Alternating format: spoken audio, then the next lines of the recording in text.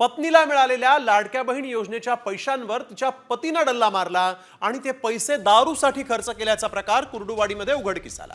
धक्कादायक बाब म्हणजे लाडक्या बहीण योजनेचे पैसे दारूवर का खर्च केले असा जाब विचारणाऱ्या पत्नीवर दारुडा पती आणि सासूनं थेट कोयत्यानं हल्ला केला आणि या प्रकरणी पती आणि सासूवर गुन्हा दाखल करण्यात आलेला आहे।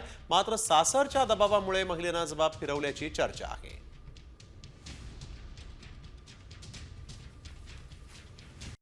कॉमस्कोर नुसार आता isakal.com आहे देशातील नंबर 1 ची मराठी न्यूज वेबसाईट। प्रत्येक अपडेटसाठी isakal.com ला नक्की भेट द्या। घरी भांडणं झाली, जेवण का बनवलं नाही, त्यामुळे मी रागाने पाठीमागे गेले आणि वैरण कापायला लागल्यावर माझ्या हाताला इळी लागली। मग दवाखान्यात गेल्यावर डॉक्टरांनी घेतलं नाही, पोलीस आले तिथं। मग त्यांनी विचारलं काय झालं, मी मग रागाच्या भरात सांगितलं काय त्याच्यामुळं काय सांगितलं तुम्ही रागाने? काय तिची इळी लागली म्हणून सांगितलं आणि लाडक्या बहिणीचे पैसे काढले।